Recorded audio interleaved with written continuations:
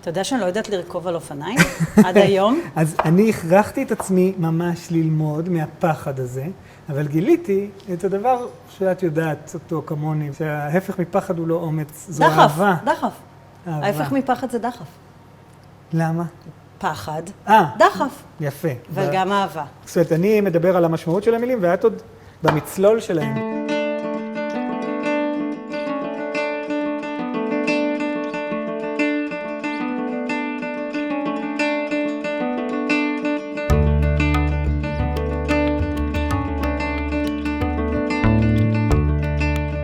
שלום. חג שמח. חג ברוכה שמח. הבאה, כרמנו ותהנתנו. אין רומנטי מזה. שלום. שלום. תראה איפה אנחנו. ראית? זה לא רע. תחזיקי לי. אני מחזיקה. אני אבצור לנו ענבים. איזה יפים הם. תסתכלי, זה עם האכילות, זה אחרוני הענבים. וואו. כי זהו חג האסיף. חג האסיף. נכון. עם ה'. עם ה'. עם סגול. חג האסיף או האסיף. ה'. ובחג הזה היו סוגרים את השנה, סוגרים את העונה החקלאית, שהתחילה בפסח וחג הקציר, דרך חג הביקורים בשבועות, ומסתיימת עכשיו בסוכות שאנחנו יושבים בהם בתוך השדות ובתוך הכרמים ובתוך המטעים, ומלקטים את אחרוני הפירות.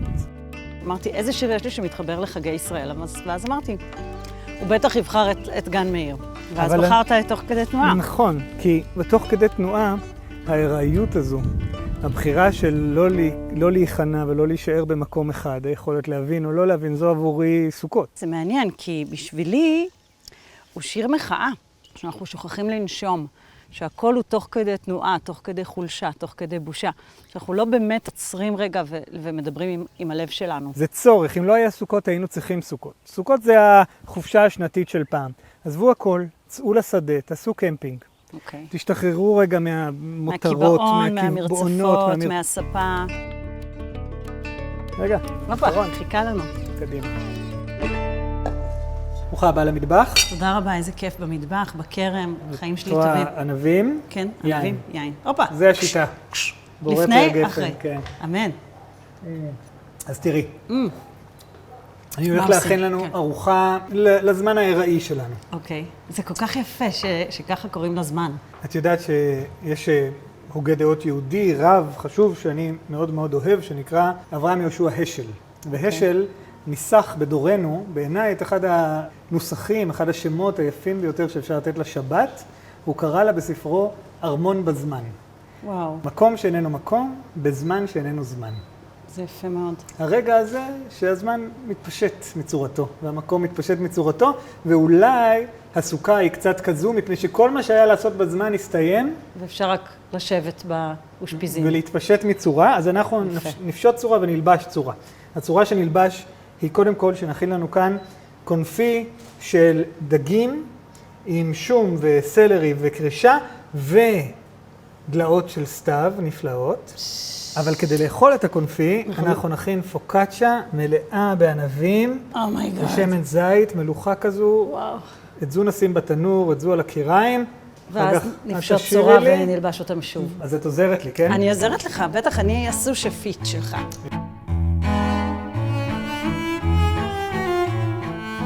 את ימנית? אני שמאלית. יש.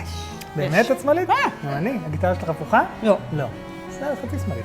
אז את עוזרת לי, אנחנו מתחילים בקונפי, ואני אבקש ממך את הקרישות האלה להיפטר מן הזקן. כן. ולחתוך אותם, נאמר, לפיסות ברוחב של סנטימטר, סנטימטר וחצי. לא דק. יופי, ואני אחתוך לנו שום, ואני אשאל אותך בינתיים. כן, אני גם צריכה לשאול אותך משהו. תשאלי. אבל אתה תזכור מה רצית לשאול? כן, כן. מה זה קונפי? מה המשמעות של המילה קונפי? קונפי, כמו בקונפיטורה, זה משומר. הפטנט של הקונפי היה שהיו, נאמר, מבשלים את הברווה הזו, את האבז בשומן של עצמו, מכניסים את זה לקדירת חרס כזו ושומרים במרתף. ואז זה משתמר. כן. ואני אענה לך בשאלה, בשלב השאלה הזהה. כן. אל מי דיברת כשאמרת שאנחנו שוכחים לנשום? בעצם השיר מתחיל ב"אתה שוכח לנשום". נכון. זאת אומרת, זה מין קצת תוכחה, זה אתה, כאילו שאני זוכרת, כן? אני חושבת שדיברתי על איזה טייפקאסט של גבר, אגב, גם בקליפ יש אותו את הגבר הזה, אני לא יודעת אם יצא לך לראות את הקליפ של תוך כדי תנועה, אבל זה איזה מין איש עסקים הייטקיסט כזה, מאוד חתיך, מאוד מוצלח, עם חולצה מכופתרת, קומילפו. קומילפו לחלוטין. רואים אותו שותה את האספרסו שלו ולבש את החליפה שלו ונותן נשיקה לאישה שלו, כאילו מין כמו המסלול קיבעון הזה של החיים שבעצם כשאתה לא נושם, חייך לא מתקדמים? אנחנו על אוטומט, אנחנו על אוטומט, ואנחנו שוכחים להיות כאן ועכשיו, כמה שזה קלישאתי, אבל נורא נורא נכון. אבל באיזה שנה יצא האלבום? או באיזה שנה כתבת את השיר הזה? תוך כדי תנועה יצא, זה גם שיר הנושא של האלבום כולו, כן, אז בעצם האלבום הרביעי שלי, הוא יצא ב-2003, ביחד עם ליה, שהיום היא בת 18. כן, על העטיפה של האלבום אני לגמרי בהיריון. זו הייתה תקופה שרצית לומר את הדבר הזה, כי הרגשת על עצמך? אני חושבת שהתחלתי להרגיש בתקופה ההיא את האוטומט הזה של החיים, החיים הבורגניים, החיים המסודרים, לא שאי פעם הייתי הייטקיסטית. את יודעת, זה מעניין שאני, במפגשים האלה שקורים פה עכשיו בחגים, אני פוגש מוזיקאיות ומוזיקאים, ואני נזכר בשירים של אחדים מהם, בעיקר מאלבום הרביעי, שעוסקים בבעיה הזאת. כן. כאשר משהו בחיים שלנו... פתאום אנחנו מתקבעים, אפרופו ההיריון, וכמה חשוב לזכור אותה, כי היא מבורכת, יש בה המון חופש בהיריון. ההיריון הזו, כשאנחנו ילדים, היא מקור החשש, היא מקור הפחד, היא מקור חוסר היציבות. ובדיוק באותה נשימה היא גם מקור הפלא והקסם. לגמרי. זהו, זה שוכחים. שאותו אנחנו מחפשים באלבום הרביעי. בול. תחשבי כמה הבנה ותבונה היו לאמותינו ואבותינו שיצאו מן הבית פעם בשנה אל הסוכה. כדי להתבונן. מדהים. תחשבי כמה מהעולם הזה, מהחיות הזו, היא נובעת מן הטבע. וכשאתה לומד, נאמר, גמרא. אז מרבים לעסוק במותר את זה, אסור את זה, אבל השאלות שנשאלות שם הן ביסודן שאלות של טבע, של התבוננות. רגע, האם העץ עכשיו העלים שלו הם כאלה, או האם הסוכה היא נוטה ימינה? זה דברים שאנחנו לא רואים, אנחנו על הספה הנוחה שלנו, אנחנו באוטו, אנחנו בסימנים. אני בתור ילד, ההיריות הייתה עבורי בלתי נסבלת. היינו נוסעים לקיבוץ, הייתי פוגש שם את בני הדודים השזופים והחסונים שלי, שהכל היה אפשרי והם יכלו לצאת לטבע בלי לפחד וללכת יחפים ולצלול בעמוקים ולקפוץ מהגבוהים וכל הדברים, ואני הייתי פחדן. גם אני הייתי פחדנית, ממש. אתה יודע שאני לא יודעת לרכוב על אופניים עד היום? אז אני הכרחתי את עצמי ממש ללמוד מהפחד הזה, אבל גיליתי את הדבר שאת יודעת אותו כמוני, שההפך מפחד הוא לא אומץ, זו אהבה. דחף. ההפך מפחד זה דחף. למה? פחד, דחף. יפה. וגם אהבה. זאת אומרת, אני מדבר על המשמעות של המילים, ואת עוד במצלול שלהם.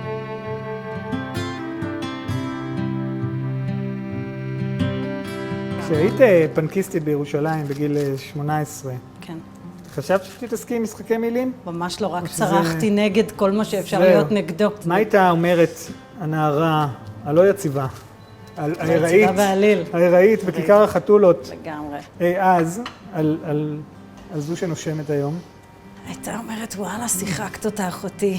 כן? כן, בטוח. הייתה מסתכלת ואומרת, וואלה. אני חושבת שכן, אני חושבת שכן. אגב, היא פועמת בי וחיה בי, ואני לגמרי. מתה עליה, ולפעמים היא עושה לי פדיחות איומות. באלבום האחרון שלך, זה נראה שהיא חזרה להופעת אורח קומפלט. כן, היא כאן איתנו. אבל נרפאו פצעים, תודה לאל. וזה באמת משהו שכשמתמלא איזה חור גדול בבטן, אז יש לו חסרונות כמו, אוקיי, הספה נוחה מדי, אבל יש לו גם יתרונות כמו, וואו, אני מרגישה יותר טוב. אני מחוברת, אני פנויה, יש לי פניות עוד להתפתח ועוד ללמוד ועוד לעשות דברים. אפרופו נשימה, כן. אני אספר לך שזה עולם שהוא חדש בשבילי, למרות שכבר כתבתי על זה שירים לפני המון שנים, אבל עכשיו נרשמתי לקורס מטפלים בתרפיה בנשימה. זו נשימה מעגלית? כן, נשימה מעגלית, ריברסינג קוראים לזה בארץ. אני עכשיו הבנתי משהו על דנה ברגר. שלום לך. שאת בכלל מטפלת בעצם, גם כשאת שרה. נכון. זאת אומרת, יש לך איזשהן הבחנות, לא חשוב לך רק לומר אותן, לא חשוב לך רק לשתף בהן, חשוב לך שאחרים ישתתפו בהן. כשמשחקים עם המילה טיפול, מה מקבלים? סליחה על הניג'וס. ליטוף. נכון! יש, הצלחתי. יס!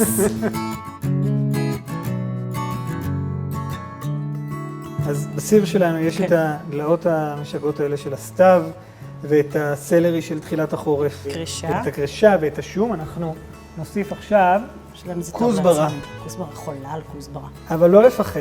לא. תראי איזה צרור. ממש צרור. כל הכוסברה הזו תימס אל תוך הקונפי המופלא הזה. כן.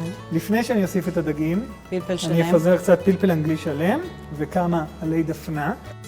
עכשיו אני אקח את הדגים האלה. איזה דגים אלה? זה דניסים, דניסים. מה שקרוי קלאסי. ציפורה. קלאסי. אני וואי, כאן זה ואת זה נראה לכאן. טוב. אני ממליח גם קצת בתוך הדגים. אוקיי. פלפל פלפל שחור גרוס. גרוס. looking good. נניח לנו קצת לימונים. יאמי. ואני עושה עכשיו פעולה שכמה שיותר למעוך את הכל ביחד. ממש מפעיל כוח. ממש. שמן זית. וואו. תלוי, אומייגוד, כמה שמן זית. תלוי בגודל התבנית שלך. זה ממש שוחה בשמן זית. זהו, הדבר הזה יקבל מכסה. מדהים. וילך לקיריים על אש ממש קטנה. רוצים שהשמן יגיע לטמפרטורה של 70-75 שלא מעלות. ירתח לנו. שלא ירתח אוקיי. ולא יתגן. מכסה את זה. הוא נניח 3/4 סיר שמן? כן. מבחינת הגובה שלו? כן, נכון? תשמעי, אפשר גם לעלות, אבל כבר אין צורך, כי את תראי שכל הדברים ירדו. אז השמן לאט לאט יעלה. זה גם משפט מהחיים. זה משפט מהחיים, לא צריך לעלות, הדברים כבר יגיעו אליך. ובינתיים, רק תראי שאני מביא לנו... את הבצק. כן, אז זה בצק, כן. שבעצם כבר הכנתי אותו מבעוד מועד, והוא הבצק הפשוט בעולם, קמח, מים, שמרים, מלח, סוכר ושמן זית. כן. הפטנט הוא שאנחנו נותנים לקמח ולמים לעבוד בהתחלה בלי השמרים ובלי הסוכר. לבד. נותנים להם שעה, ואחר כך אני מוסיף את שאר הדברים. זה יוצר עוד תפיחה ועוד את ה... ממש. אני הופך אותו לתוך התבנית. וואי, הוא נראה פצצה. תראי אם אני עושה ככה. לא נקרא. לא, אבל תסתכלי, נהיה בו ממש, הוא נהיה כמעט שקוף, את רואה? כן. אז את הדבר הזה, ככל שאני אשחק בו, ואמתח, זה נותן לו, זה טוב לו? כן, הוא אוהב את זה, כי אחר כך כל האוויר הכלוא הזה, כמה גדול. עכשיו הוא צריך שוב פעם לנוח. אוקיי. בסדר? לא ללכת לתנור עדיין. כן, עד שאני אגמור לשחק איתו, אז אנחנו ניתן לו לנוח. עכשיו אני צריך שתעזרי לי, שכחתי! ענבים, אומייגוד. פשוט לסדר אותם, כמו בעוגה. וחלק מהענבים האלה יהיו ענבים בוסריים יותר, את רואה? בכוונה? כן. ונוסיף קצת מלח גס. כן. את יכולה להביא את האזוב היבש פה. קצת? לא. הרבה? ככה נעים. אז יש לנו כאן את הפוקאצ'ה, את רואה, היא גם כשהיא נחה קצת, את תראי שעם הזמן היא גם לומדת לנשום ומתמלאת בחללים. לומדת לעוף גם? היא לומדת לעוף, ייקח את הזמן שלו. שזה מקסים שזה לוקח את הזמן. נכון, כי אוכל הוא כלי נגד הראיות. כשיש לך אוכל, כשיש סיר מתבשל על האש, ואתה צריך לחזור הביתה מן היום כדי שיהיה מוכן, הוא נוגד הראיות, ואני חושב שזו הסיבה שכולנו כל כך אוהבים אוכל. נכון. אז אני מציע כנגד הראיות וכנגד חוסר היכולת לנשום, ארוחה דשנה. וגם תזונה ונשימה זה כל כך מתחבר. כשטבחים ומוזיקאים נפגשים, שתדעי לך, אין סוף הם לדיון, מבינים... אין סוף לשיחה. כן, והם מבינים בלי להסביר. איזה כיף. יאללה, יאללה. גיטרה. יאללה, גיטרה. חג שמח. תענוג.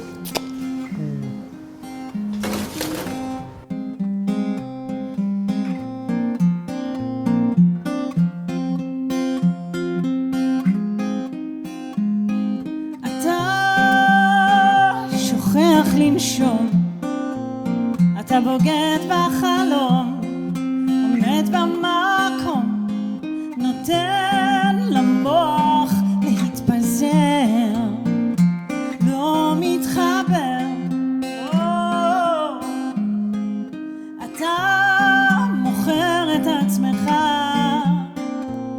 אתה לוחץ על כפתור, סותם את החור, מכונית, בית, אישה יפה.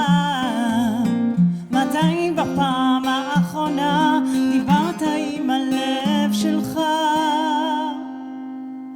להתקדם תוך כדי תנועה, תוך כדי חולשה, תוך כדי בושה, תוך כדי תנועה, תוך כדי תנועה. להתקדם תוך כדי תנועה, תוך כדי תנועה.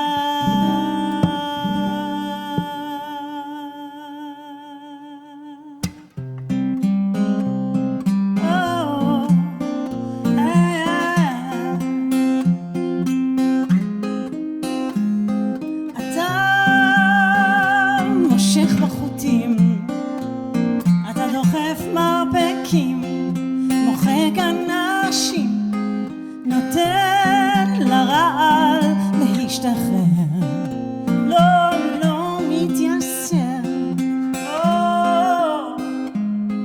אתה מוכר את עצמך, אתה חופר את הבור, סוגר את האור, עבודה, בית, ילדה קטנה. מתי בפעם האחרונה אמרת לה מילה טובה?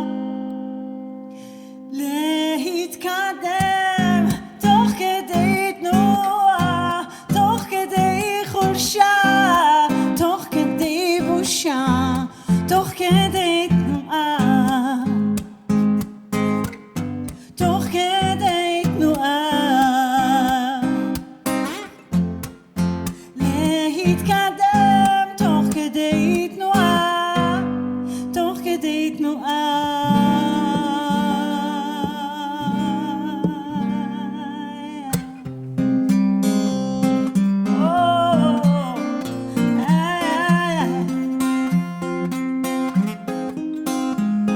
לרוץ, לרוץ, לרוץ, לרוץ, לרוץ, לרוץ. תוך כדי תנועה, תוך כדי תנועה. להתקדם תוך כדי תנועה, תוך כדי חולשה, תוך כדי בושה, תוך כדי תנועה, תוך כדי תנועה.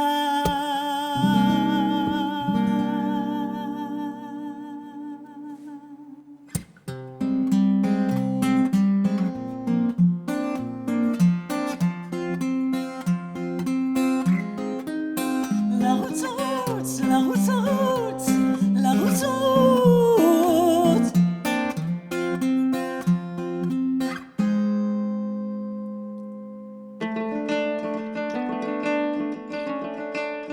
וואי, איזה יופי של דבר, וואו. ולפני שנאכל את הדג, לטבול את הפוקאצ'ה בקונפיט.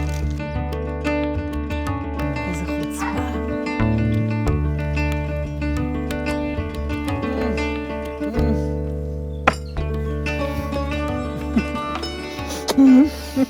איזה כיף, זה טעים בטירוף. וואו. תראי, האפשרות ליטול מפיתי כן. ולטבול בשמן, כן. בשמן זית, עם הכרם והרי יהודה. עוד היה. כן, עם הראיות כזאת אני חי. אני גם רוצה לומר לך תודה על כך שביקרת אותי היום, וחלקת איתי את שירך, ואני מוכן לחלוק איתך את פיתי. אני מאוד מאוד מאוד שמחה להיות כאן, מאוד. לא הייתי רוצה להיות בשום מקום אחר. שזה קצת חג סוכות. בדיוק. נכון, שהיינו רוצים להיות בסוכה, בתור ילדים, לא רצינו להיות בשום מקום אחר, לא בשפה הנוחה. לישון בסוכה. וואו, זה טעים. אתה מלך. אם הייתי רוצה. אם היית רוצה להיות מלך, אז בבקשה.